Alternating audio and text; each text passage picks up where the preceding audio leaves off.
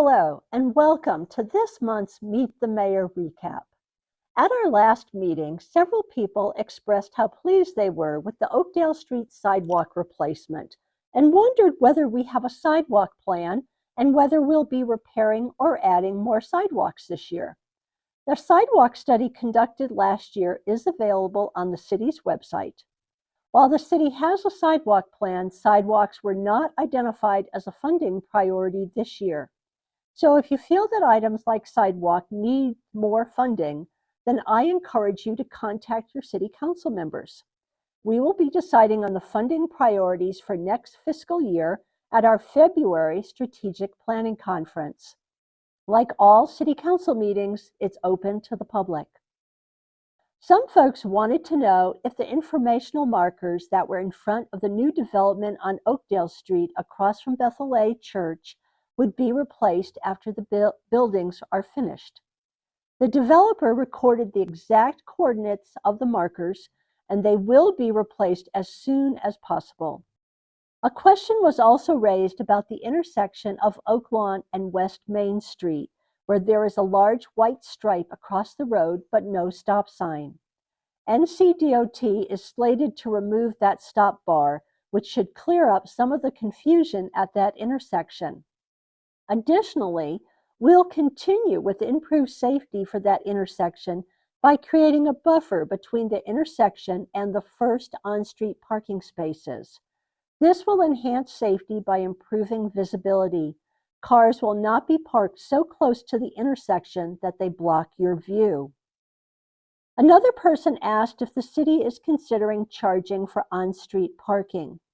We have no plans at this time to charge for any of the on-street parking spaces, and people interested in free all-day parking options downtown have multiple lots to choose from on Gaston, Main, Jordan, and Broad. The city and the Heart of Brevard have also been working to arrange for a designated area where downtown employees can park without taking up the on-street spaces. I should have more information on that soon.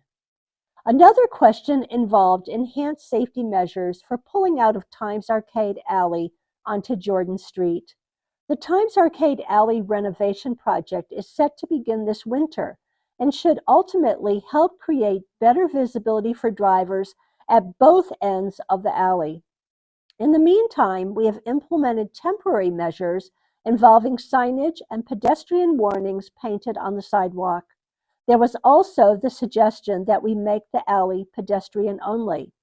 Unfortunately, that is not an option because the businesses in the alley need it to be open to traffic in order to get deliveries. Now that we've finished having NCDOT repave Main Street, there was a question about when Broad Street will be repaved. NCDOT estimates that Broad Street repaving will take place in 2025. Silverstein Drive, which another resident asked about, is scheduled to be repaved during the 2025 to 2026 financial year. We had all of our city's own streets evaluated 2 years ago, and there is a report listing the condition of each street. You can view that listing online. Some folks also asked what, in addition to the current flashing crossing signs, can be done to make the bike path crossings on Augusta Road safer. Staff have considered the installation of a flashing hawk beacon, though the expense would need to be offset by grant funding or identified by council as a funding priority. We are continuing to study how to improve safety on this road and on our bike path in general. Another person noted that the wooden bridge on the trail behind McDonald's needs work. Public Works replaces boards on an as-needed basis. Council will have the chance to evaluate the wholesale replacement of the bridge in February as they set their priorities in advance of budget discussions. I've also spoken with our representative from Duke Power about the large utility poles along the Park Avenue sidewalk. He said that once the third-party attachments, which are basically Comporium lines, are transferred to the new poles, Duke Power can remove the old poles and begin the sidewalk repair.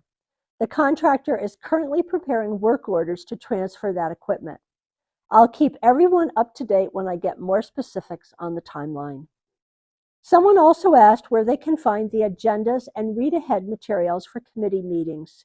Committee agendas are available on the city's website. Because staff are continually working on additional materials requested by the committees, those materials are not usually available ahead of time, but are made available during the meetings. One person wondered where the EMS station on Broad Street moved. They will eventually move into the new EMS station on Morris Road. In the meantime, EMS is temporarily sharing the rescue squad space near the middle school. Finally, questions were also raised about how the city plans to fund the new wastewater treatment plant. We recently received $13 million from the state to begin the engineering and design phases of the project. The most important thing the engineering will tell us is exactly how much the project will cost. Once we have that information, we will begin working with the state and federal government while leveraging additional funding from wastewater rates and nonprofit entities. So thank you to everybody who came out to talk to me about our town, to talk about your concerns, your suggestions, what you like, what you don't like, what you hope to see. Join me for the next Meet the Mayor on November 28th from 4 to 6 p.m. at the Mary C. Jenkins Community Center. It's an informal conversation to talk about whatever is on your mind. Thank you.